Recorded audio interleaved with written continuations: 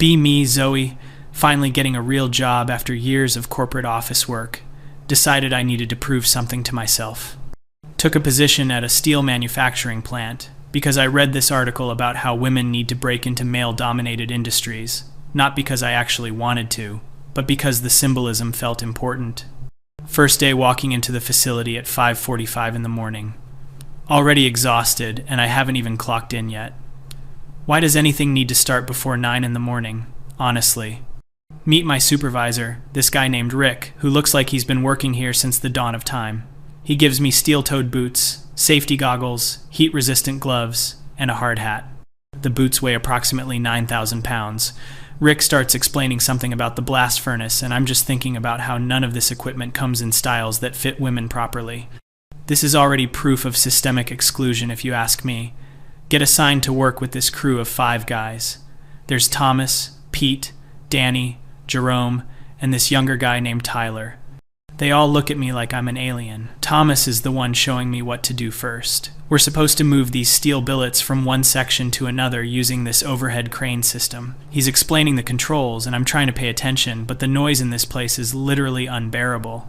It's like standing inside a drum that someone's hitting with a hammer made of other hammers. This is torture, I say, not even trying to hide my feelings. Thomas looks at me with this expression. It's 6:15 in the morning. We haven't even started yet. Whatever, he doesn't get it. The heat from the furnaces is already making me sweat through my shirt. I'm talking like standing near the surface of the sun levels of heat. Try operating the crane and nearly drop a 2-ton piece of steel. Pete comes running over, actually running. His face is bright red. What are you doing? You could have killed someone. He's literally yelling at me. I try to explain that the controls are counterintuitive, and maybe if they labeled things better, this wouldn't happen. The controls are fine. You just need to pay attention. This isn't a joke. People die in here. He's so angry his hands are shaking. I want to point out that screaming at me isn't exactly creating a welcoming work environment, but he stomps off before I can spend the next hour doing what Thomas calls simple material sorting. There is nothing simple about lifting 50-pound pieces of metal over and over. My arms are literally going to fall off. This is actual torture. Like, this violates the Geneva Convention. Lunch break finally comes, and I'm collapsed on this bench in the break room. The guys are all sitting together, eating quickly. I have a salad I brought from home. Danny looks over at it and snorts. You're gonna need more than rabbit food working in here. I'm about to respond when Thomas cuts in. How are you holding up? There's something in his tone that isn't quite concern. More like he's confirming something he already suspected. Honestly, this is torture. I don't know how you guys do this every single day. The heat alone is inhumane. The table goes quiet. Jerome, who hasn't said much to me all morning, puts down his sandwich. Inhumane? You think this is inhumane? He's not yelling yet, but I can tell he's getting there. I've been doing this for 15 years. My father did it for 30. This is how we feed our families. I'm just saying that working conditions could be better, that's all. There's no reason it has to be this hard. Tyler laughs, but not in a friendly way. Oh, there's no reason? Really? Please. Explain to us how steel manufacturing works since you've been here for 4 hours. His voice is dripping with sarcasm and, honestly, hostility. I'm just offering perspective. Thomas holds up his hand. Look, Zoe, I get that this is new to you. But maybe spend more than one morning here before you start telling us what's wrong with the job we've been doing for years. He sounds calm, but I can see the anger in his eyes. Everyone's angry at me, and I literally just got here. Afternoon shift is worse. We're working near the furnace doing something called tapping, which involves directing molten steel into molds. The heat is so intense, I feel like my skin is cooking. I have to keep stepping back, taking breaks. Every time I do, I can feel the guys getting more frustrated. Pete is working right next to me, and he's moving with this practiced efficiency. Meanwhile, I'm fumbling with every single task. Drop my rod tool thing for the 3rd time. Pete stops working, turns to me with this look of pure rage. Are you serious right now? The heat is literally impossible, Pete. I need a second. We all feel the same heat. You don't see us dropping our equipment every 5 minutes. His voice is getting louder with each word. Maybe if you actually focused instead of complaining constantly. I'm trying. Maybe if someone properly trained me instead of just expecting me to know everything. I did train you. Thomas trained you. You're not listening. Rick comes over, separates us. Later overhears him telling Pete to take 5 and cool off. Pete's response, I'm not the problem here. Day 1 finally ends at 2:30 in the afternoon. 9.5 hours. I can barely walk to my car. Every muscle in my body is screaming. This is absolutely torture, and I'm not being dramatic. Day 2 starts even worse because now I'm sore on top of tired. The alarm at 5 in the morning feels like a personal attack. Show up, and Thomas assigns me to work with Jerome on reinforcing bar processing. We're supposed to cut, bend, and sort rebar. The machine that cuts the rebar is so loud I want to cry. I keep having to ask Jerome to repeat himself. After the 5th time, he just stops talking to me altogether. Works in angry silence. Around 10 in the morning, I mention that we should probably have better hearing protection. Jerome finally speaks. We have hearing protection. You're wearing it. Those are earplugs in your ears, right? Well, yes, but clearly they're not adequate. They're industrial grade. They're fine. You're just not used to it. I'm just saying that long-term exposure. He actually throws down his gloves. Long-term? Long-term? You've been here for a day and a half, and you're talking about long-term exposure? He's properly yelling now. I'm thinking about all of us. No, you're not. You're complaining. There's a difference. You don't have to yell at me. This is how I talk when I'm mad. And you know what? I am mad. I'm mad because I'm doing twice as much work because you keep stopping to complain. Rick has to come over again, and has a quiet conversation with Jerome, who keeps gesturing at me. Can't hear what they're saying, but Jerome's face is red. Later, Rick pulls me aside. Zoe, is this job something you actually want to do? What kind of question is that? A fair one. Because you seem miserable, and you're making everyone else miserable. I'm just adjusting. Everyone should be more patient. Rick stares at me for a long moment. This is the steel industry. We don't have time for patience. We have quotas, deadlines, and safety requirements. You either keep up or you don't. That's a pretty harsh attitude. It's reality. He walks away, and I'm left standing there feeling like everyone's against me. Day 3. And my body has staged a full rebellion. Everything hurts. Alarm goes off, and I seriously consider quitting. But that would feel like proving something I don't want to prove, so I drag myself in. Today, we're doing maintenance on some of the equipment, which sounds easier than the actual steel production. It is not easier. We're climbing on catwalks, reaching into tight spaces, hauling tools. I'm working with Danny and Tyler today. Danny's in his 50s, moves like he's 30. Tyler's probably mid-20s, has this perpetual look of irritation, especially when he looks at me. We're supposed to replace some worn conveyor components. The bolts are rusted and stuck. I'm trying to loosen one with a wrench and it's not budging. This is literally impossible, I say. Tyler reaches over, takes the wrench, and loosens it in one motion. It's not impossible. You're just not strong enough. The way he says it is so dismissive. Well, maybe if the maintenance was done more regularly, Danny, who's been quiet, actually laughs. But it's a bitter sound. Oh, you think we don't maintain the equipment? Is that what you think? I'm just saying. You're just saying a lot of things about a job you know nothing about. His voice is getting that same angry edge all of them get. This equipment gets maintained on schedule, but it's heavy industrial machinery in a harsh environment. Things rust, bolts stick. That's reality. There's no need to be defensive. I'm not defensive. I'm tired. Tired of the constant commentary. Tyler nods along. Every single thing. She's got something to say. The heat, the noise, the equipment, the hours, the tools. Everything. He's talking about me like I'm not standing right there. Maybe if any of you actually listen to feedback. Feedback? Danny's properly shouting now.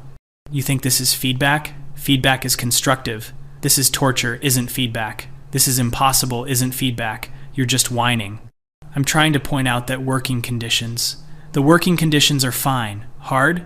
Yes. Difficult? Absolutely. But fine. We all do it. We all manage. Tyler jumps in. You know what I think? I think you took this job to prove some kind of point, and now you're mad that it's actual work. That's not. It is. You thought you'd show up, do some light manufacturing work, and prove that women can do anything men can do. But you didn't expect it to be this hard. He's staring right at me, angry but also like he's solved a puzzle. And instead of just admitting it's not for you, you're blaming the job itself. I'm not blaming anything. I'm just saying it's harder than it needs to be. It's making steel. It's supposed to be hard. Danny's face is purple now. Steel doesn't care about your feelings. The furnace doesn't care if you're tired. The deadlines don't care if you think it's torture. He takes a breath, trying to calm down. Look, I got a daughter about your age. And if she came to me saying she wanted to work here, you know what I'd tell her? I'd tell her the truth. It's hard work. Brutal sometimes. Hot, loud, dangerous, exhausting. And I'd tell her she's welcome to try if she wants. But I'd also tell her that complaining every 5 minutes isn't going to make it easier. I'm not complaining every 5 minutes. Tyler actually checks his watch. You've complained 4 times in the last 20 minutes, I counted. They both go back to work. I'm left holding a wrench, feeling like I've been lectured. But also, they're wrong. They have to be wrong. There's a difference between complaining and advocating for better conditions. They just can't see it. Day 4, halfway through the week. Think about calling in sick. But I've never called in sick for anything, and I'm not starting now. Today we're in the rolling mill, where they take the heated steel and pass it through rollers to shape it. The noise here makes everywhere else seem quiet. It's a constant screaming metal sound. I'm supposed to monitor the gauge and signal if anything looks off. Sounds easy. Standing for 4 hours straight, staring at gauges is not easy. My feet are killing me. My back hurts. The heat is somehow worse here. This is actual torture, I say to Thomas, who's supervising. He closes his eyes for a second, like he's praying for patience. Zoe, please stop saying that. But it's true. It's not torture. Torture is a specific thing. This is hard work. Hard work shouldn't feel like punishment. He turns to face me fully. He's not yelling, but he looks more tired than angry. Can I be real with you for a second? Sure. You've been here 4 days. In those 4 days, you've complained more than anyone I've ever worked with. And I've worked with hundreds of people. I'm just being honest about the conditions. No, you're making everyone around you miserable. Do you know how many people have come to me asking not to be paired with you? That actually stings. All of them, Zoe. Every single person. Maybe that says more about them. It doesn't. It says that you're exhausting to be around. Not because you're a woman, not because you're new, but because you treat this job like it's some kind of personal offense to you. I'm just not going to pretend that this is okay. Then leave. If it's so bad, quit. No one's forcing you to be here. He is yelling now. Thomas, who's been the calmest one, is yelling. You think you're making some kind of point by staying and suffering and complaining? You're not. You're just making everyone else's job harder. How is me having observations making your job harder? Because we have to listen to it constantly, and we have to pick up your slack, and we have to deal with you slowing everything down. Pete walks by. Here's the conversation. She's still going on? Thomas nods. Pete comes over. Zoe, let me ask you something. What did you think this job was going to be like? I don't know. No, really. When you applied to work in a steel mill, what were you picturing? I thought it would be hard work, but you didn't think it would be this hard, right? He's not yelling, but there's this intensity to his words. And now you're here, and it is this hard, and instead of either adapting or leaving, you're just complaining. Every day. All day. I'm trying to adapt, Thomas laughs. No humor in it. How? How are you trying to adapt? By telling us everything that's wrong? By announcing that it's torture every 20 minutes? I'm allowed to express. You're allowed to quit. Pete says. That's what you're allowed to do. If you hate it this much, leave. I'm not a quitter. Then stop complaining. Both of them are yelling now. Jerome walks over to see what's happening. She's still on about the torture thing? Among other things, Thomas says. Jerome shakes his head. You know what? I'm gonna say something I probably shouldn't. He looks right at me. You came in here with this attitude like you were gonna show us all up. Like you were gonna prove that a woman could do this job just as well as any man. I never said. You didn't have to say it. We all saw it. And you know what? We didn't care. Women have worked here before. Not many, but some. And they were fine. You know why? Because they actually worked. I am working, barely. You're doing maybe half of what everyone else does, and complaining twice as much. His voice is getting louder. And the worst part is, you're not even listening. We've all tried to help you, give you advice, show you easier ways to do things. And every time, you've got some comment about how it shouldn't be this way, or how the conditions are wrong, or how it's torture. Maybe if you actually considered what I'm saying, why would we? You've been here 4 days. He's properly shouting now, gesturing wildly. I've been here 15 years. Thomas has been here 12. Pete's been here 20. And you, with your 4 days of experience, are going to tell us what's wrong with our job. Tyler and Danny have wandered over now. Great, an audience. Look, I try to keep my voice level. I understand you all have more experience. Danny cuts me off. Do you, though? Do you understand that? Because you sure don't act like it. Tyler nods. Every observation you make, every complaint, every comment, it's like you think you're the first person to ever notice that steelwork is hard. We know it's hard, Pete says. We live it every day. The difference is, we accept it and do the job anyway. Accepting substandard conditions isn't a virtue. Substandard? Now Jerome is really angry. This is one of the best-run mills in the state. We have good safety records, good equipment, good management. I'm not saying you're always saying. That's the problem. You're always saying something. Thomas holds up his hands. Okay, everyone back to work. Now. The guys disperse, all of them throwing looks back at me. Thomas pulls me aside. Take your lunch break early. 30 minutes. Go cool off. I'm not the one who needs to cool off, Zoe. Please, just go. Sit in my car during lunch. Hands are shaking. Everyone's so angry all the time here. It's like they can't handle any criticism. Typical defensive behavior.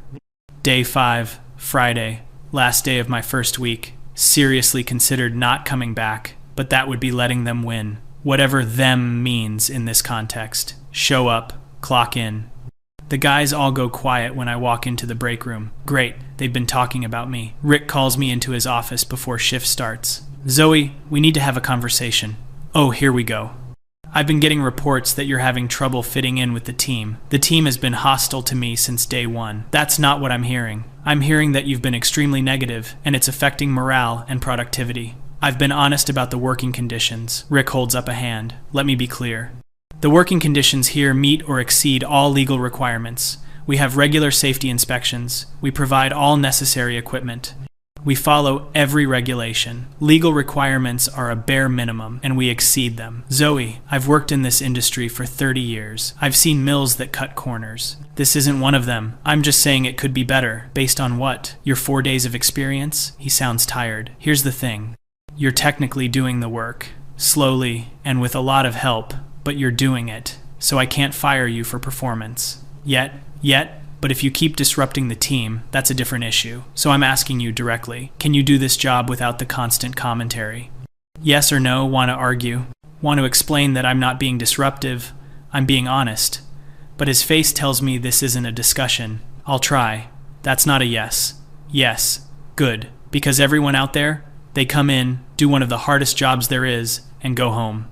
They don't complain. They don't call it torture. They just do it. If they can manage it, so can you. Dismisses me.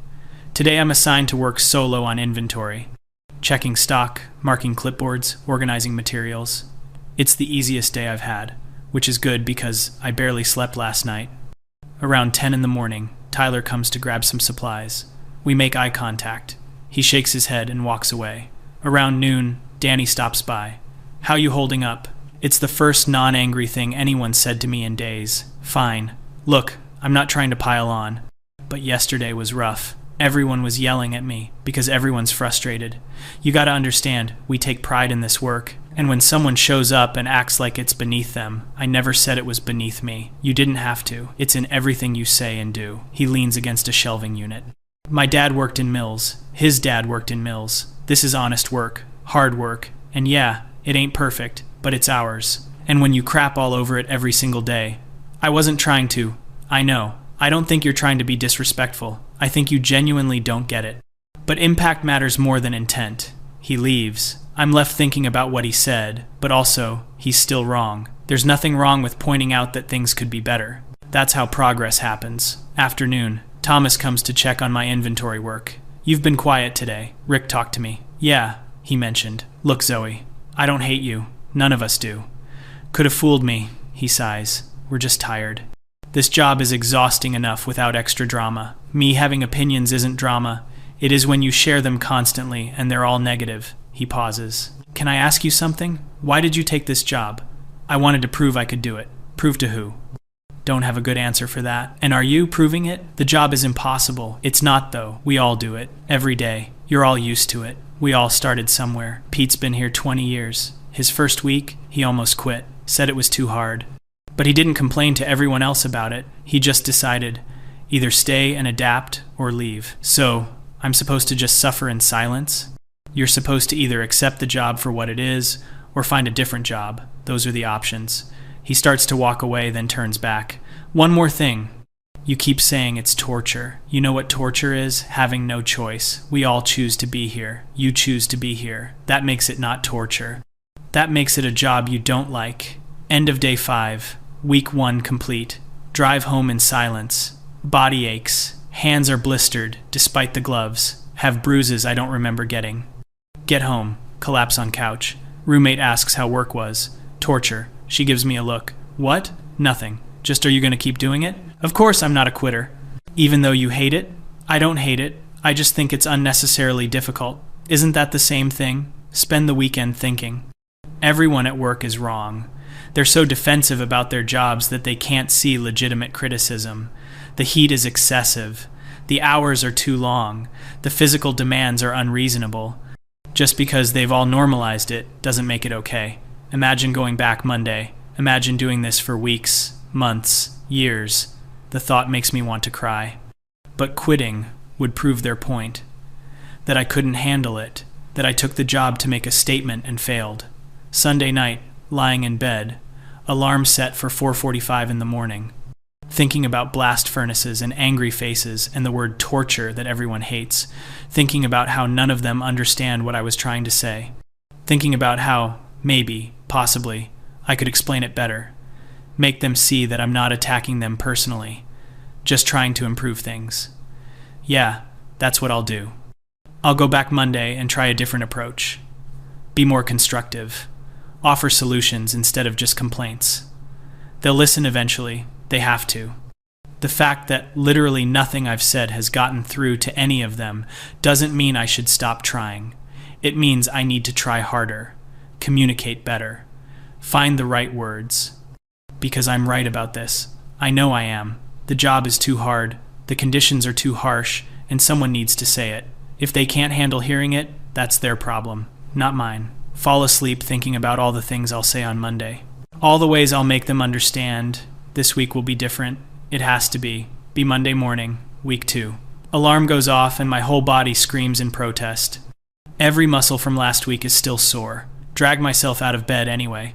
I'm not giving up. Show up to the plant at 5:45 in the morning. Walk into the break room with my new attitude. Gonna be constructive today, solution-oriented.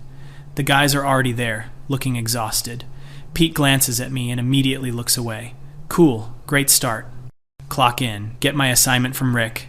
Back to the furnace area with Thomas and Jerome. Okay, new approach, be positive. We start working and the heat is immediately overwhelming. I last about 15 minutes before I can't help myself. You know, if they installed better ventilation systems in here, the temperature would be more manageable and productivity would probably increase. Thomas stops what he's doing, closes his eyes, takes a deep breath. Doesn't respond. Jerome just shakes his head. Here we go. What? I'm offering a solution. We have industrial ventilation. 6 units. They're running right now. Well, clearly they're not adequate. Jerome puts down his tools. Zoe, it's hot because there's molten metal 12 feet away from us. That's not a ventilation problem. That's physics. I'm just saying that with better equipment, we have the best equipment. This is a modern facility. He's already getting angry and it's only 6 in the morning. Okay, I'm sorry. I was just trying to help. Then help by working instead of criticizing. Spend the next hour in tense silence. My new approach lasted literally 15 minutes. Around 8 in the morning, we rotate to different tasks. I'm with Danny and Tyler doing something with slag removal. It's exactly as terrible as it sounds. Hot, dirty, heavy work. I'm struggling with the tools. They're awkward and heavy. These tools really aren't ergonomically designed, I mention. Tyler doesn't even look at me. They're designed for moving slag. They do that fine. But if they were lighter, they're made of steel. To move steel, they have to be heavy. Industrial design has come a long way. There are probably better options. Danny cuts me off. Stop. Just stop. I'm trying to be constructive. You're doing the same thing as last week, just with the word probably added. His face is already getting red. It's the same complaints with a solution tacked on. You're still just complaining. Offering improvements isn't complaining. Tyler actually laughs. You've been in this industry for a week, 1 week, and you think you can redesign our tools? Fresh eyes can sometimes see things. Fresh eyes don't mean anything without experience. He's yelling now. It's 8:15 in the morning, and people are already yelling. You know what your problem is? Danny says, voice rising. You think being critical makes you smart. You think if you point out problems, that makes you valuable. Someone has to say something. No one has to say anything. The job works. It's worked for decades. It'll keep working. Tyler nods. You're not helping. You're not improving anything. You're just annoying everyone and convincing yourself it's constructive. They both go back to work. I'm standing there, tools in hand, feeling that same frustration from last week. They're not listening. They're not even trying to listen. 10 in the morning, break time. Sit by myself. The guys are all clustered together, talking quietly. Every so often, one of them glances over at me. Pete gets up, walks over. Oh good, another lecture. Zoe, can we talk? Sure. He sits down, looks tired. Rick asked me to have a conversation with you. About what? About whether this is working out. My stomach drops. Are you firing me? I can't fire you. I'm not your supervisor. But Rick's concerned. We're all concerned. Because I have opinions? Because you're disruptive. It's only Monday morning, and you've already gotten into it with Jerome, Danny, and Tyler. They got mad at me for making suggestions. Your suggestions are criticisms. And they're based on no actual knowledge of the industry. He rubs his face. Look, I'm gonna be straight with you. Last week, we all thought maybe you just needed time to adjust. That once you got used to the work, you'd settle in. I'm trying. But today, you came back and did the exact same thing. Which tells me you didn't learn anything from last week. I learned that everyone here is defensive and can't handle feedback. Pete's expression hardens. There it is. You think we're the problem. I think there's a communication issue. The communication is fine. You talk, we listen. We tell you you're wrong, you don't listen. That's the pattern. Maybe if you actually considered what I'm saying, we have. Every single one of us has tried to explain why your suggestions don't work. But you don't hear it, you just keep going. His voice is getting louder. People are looking over. Let me ask you something. In your entire life, has anyone ever told you that maybe you don't know everything? That's not fair. Has anyone ever told you that your opinion isn't always needed? Everyone's opinion matters. Not about things you know nothing about. Your opinion on steel manufacturing after 1 week doesn't matter. It just doesn't. He stands up. Rick's giving you until end of week. If you can't figure out how to just do the work without the constant commentary, you're done. Walks away. Sit there for the rest of break. Hands shaking. They're all ganging up on me. Going back to work after break. Assigned to work with Thomas again. He's clearly been told about Rick's ultimatum. Look, Zoe, let's just have a quiet day. You do your work, I'll do mine. No suggestions, no observations, just work. Fine. Last about an hour. We're working with some kind of quality control checks. The process seems inefficient to me. You know, if we did these checks in batches instead of individually, Thomas stops. Literally stops moving. Turns to look at me. What did I just ask you? An hour ago. What did I ask? I was just, no suggestions. I said no suggestions. That was the one thing I asked. This is different. This is actually about efficiency. I don't care. I don't care if you've figured out cold fusion. Keep it to yourself. He's not yelling, but his voice has this controlled anger that's almost worse. Can you do that? Can you just work in silence? I was trying to help. You're not helping. You're never helping. You're making everything worse. His voice cracks a little. I've been patient. I've tried to train you. I've tried to explain things. And you don't stop. Why don't you stop? Because someone needs to point out nothing. No one needs to point out anything. The job is fine. We're fine. Everything is fine except you. He walks away. Actually, just walks away in the middle of the shift. It leaves me standing there. Rick comes over 10 minutes later. Thomas asked to be reassigned. He doesn't want to work with you anymore. He's being unreasonable. He's my most reliable worker. If he says he can't work with you, I believe him. Rick looks at me for a long moment. I'm sending you home for the day. What? Why? Because we're 4 hours into Monday and you've already caused 3 separate incidents. Go home. Come back tomorrow. And figure out if you actually want this job. I do want. Then act like it. Act like someone who wants to be here, not someone who's here to prove a point. He walks away. I'm left standing in the middle of the factory floor. Everyone's working. No one's looking at me. But I can feel their awareness. They all know I'm being sent home. Grab my stuff and leave. It's only 10:30 in the morning. Sit in my car in the parking lot. This is insane. I'm trying to make things better and everyone's treating me like I'm the problem. They're all so stuck in their ways they can't see that change could be good. Drive home. Roommates surprised to see me. They send you home early? Rick's being unreasonable. What happened? Try to explain. Try to explain that I was just offering suggestions, that everyone overreacted, that they're all defensive and hostile. She listens, nodding. When I finish, she's quiet for a minute. Can I say something without you getting mad? Sure. Maybe this job just isn't for you. I can do the work. But do you want to? Like, really? Because from what you're telling me, you hate everything about it. I don't hate it. I just think it could be better. Okay, but like, you've been there a week. They've been there for years. Maybe they know better than you? Not her too. I thought you'd understand. I'm trying to. But honestly, it sounds like you're making yourself miserable and making everyone else miserable. For what? To prove I can do it. But you're not really doing it though. You're doing it badly and complaining the whole time. She says it gently, but it still stings. I need to lie down. Spend the rest of Monday in bed, thinking about everything. Everyone's wrong. They have to be. Tuesday morning. Seriously, consider not going back. But that would be quitting. Show up at 5:45 in the morning. Walk in, clock in. The break room goes quiet when I enter. Great. Rick assigns me to inventory again. Solo work. Clearly keeping me away from everyone else. Fine by me. Spend the morning counting stock and filling out forms. It's boring, but at least no one's yelling at me. Lunchtime. Sit in my car. Pete knocks on my window. Oh God, what now? Roll down the window. Yeah? Can we talk? Actually talk? I guess. He leans against the car. I've been thinking about what to say to you, trying to find the right words.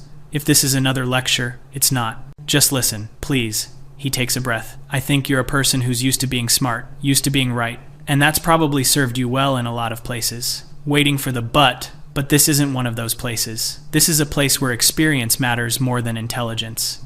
Where doing matters more than thinking. I can do the work, barely. You can barely do it, and that's okay. It's hard. It takes time to get good at it.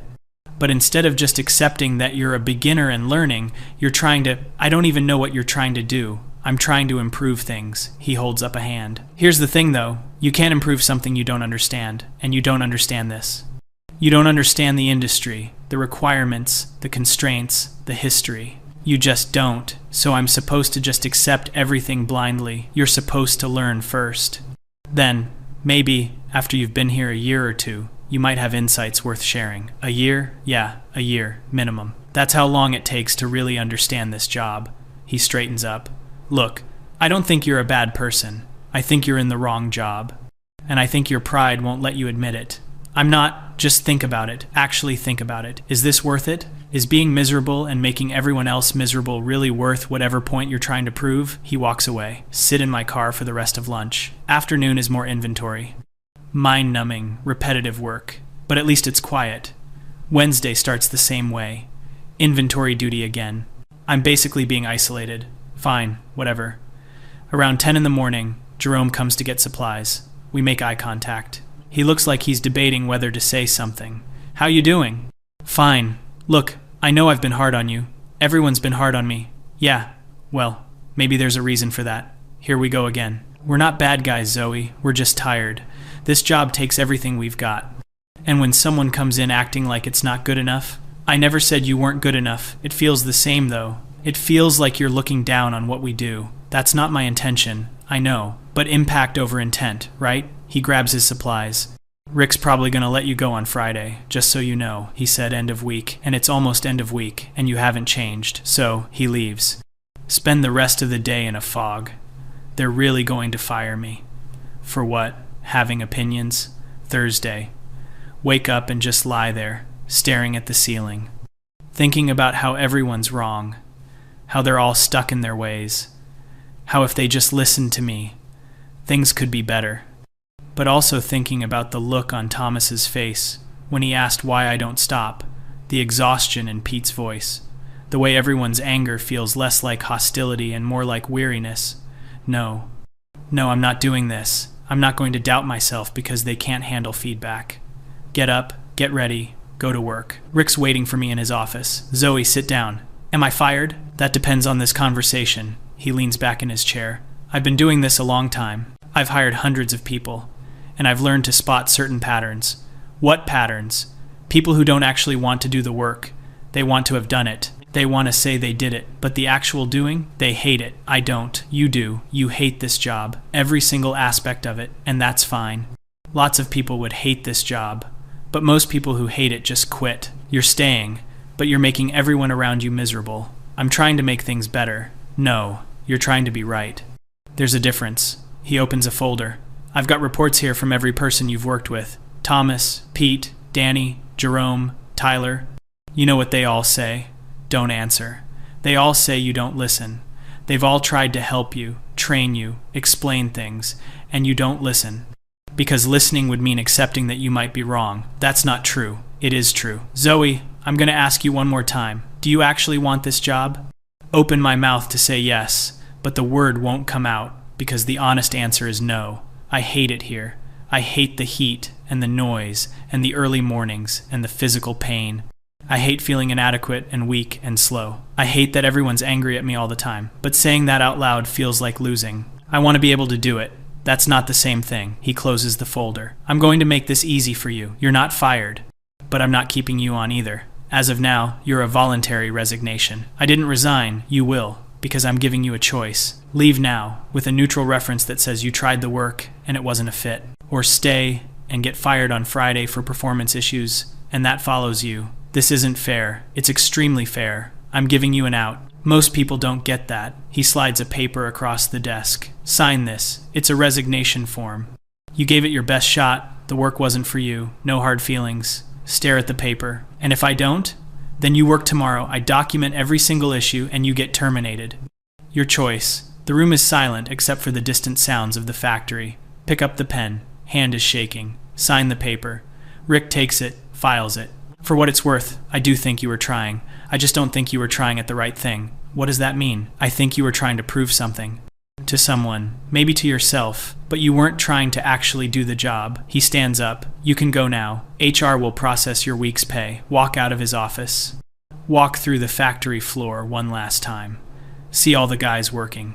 Thomas glances over. Sees me leaving with my stuff. He nods. Just a small nod.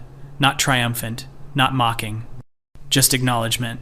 Get to my car. Sit in the parking lot. It's 11 in the morning on Thursday. Made it 4.5 days into my second week. Drive home. Roommate's there again. That was quick. I quit. Oh, thank God. Look at her. What? Zoe, you've been absolutely miserable. Like, the most miserable I've ever seen you. I'm glad you quit. I didn't want to quit. They made me. So they fired you? No, it's complicated. Sit down on the couch, feeling this weird mix of relief and shame. Do you think I was wrong? She sits next to me. I think you took a job you weren't suited for and then spent 2 weeks fighting against that reality instead of accepting it. But the conditions there are what they are. And everyone else manages. So either they're all superhuman, or the job is doable and you just didn't want to do it. Want to argue. Want to explain that it's more complicated than that. But I'm so tired. I really thought I could do it. Why did you want to? Like really, why? To prove that I could, that women could. But women do. You said some women have worked there, so there was nothing to prove. She's right. Hate that she's right. So what now? Now you find a job you actually want to do. Spend the weekend processing. Keep thinking about everything. All the conversations. All the angry faces. All the times I said, this is torture, and meant it. Monday morning. Sleep until 9 in the morning. The alarm doesn't go off, because I don't set it. Because I don't have to be at the mill. To feel this wash of relief. Followed immediately by shame. Check my phone. No messages. Not that I expected any. The guys at the mill aren't going to miss me. They're probably celebrating. Spend the day on the couch, scrolling job listings, thinking about what Pete said. About being someone who's used to being smart, being right. He wasn't wrong about that. But that doesn't mean I was wrong about the mill. The conditions were harsh. The work was unreasonably difficult. Just because they all accepted it doesn't make it okay, right? Tuesday. Get a text from an old colleague. There's an opening at her company. Am I interested? It's an office job. Climate controlled, regular hours, no molten metal. Say yes immediately. Interview on Wednesday. It goes well. They offer me the job on Thursday. Start date next Monday. Feel this overwhelming relief. Back to the kind of work I'm actually good at. Friday afternoon, lying on the couch. Thinking about the mill, about Thomas and Pete and Jerome and Danny and Tyler. They're probably there right now, doing the same work they do every day. The work I couldn't handle for 2 weeks. Think about telling people this story. How I worked at a steel mill for 2 weeks. How it was torture. How the men there were hostile and defensive. How they couldn't handle criticism. How the working conditions were terrible. Frame it in my mind. Polish it. Make it into a story where I'm not the one who failed, where I'm the one who saw the truth and spoke up. And they couldn't handle it. Yeah, that's the story. That's what happened. Lie there, believing it, or trying to. Because believing it means I don't have to think about Thomas's tired face, or Pete's disappointment, or Jerome asking if I understood what he was trying to say, or Danny trying to explain about pride in the work, or Tyler pointing out that I never listened. Don't have to think about how many chances they gave me, how patient they tried to be. How I never, not once, stopped to consider that maybe they were right. Just have to believe my version. The version where I'm right and they're wrong. The version where their anger was unfair. The version where I was trying to help and they were too defensive to see it. Close my eyes, believe it harder. Because the alternative is admitting that I spent 2 weeks being exactly what they said I was. Entitled, insufferable, unwilling to learn. No, they were wrong. They had to be wrong.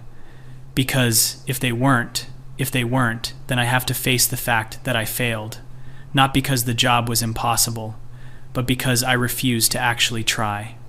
Refused to listen. Refused to learn. Refused to accept that being smart doesn't mean being right.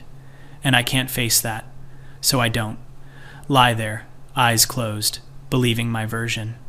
The version where everyone else was the problem, where I was the victim. Where I learned nothing because there was nothing to learn. Monday comes. Start my new job. It's easy, comfortable, familiar. Sit at my desk in the air conditioning and never think about the mill again. Or at least try not to. Because sometimes, late at night, I remember the heat and the noise. And Thomas asking, "Why don't you stop?" And I don't have an answer. Still don't have an answer.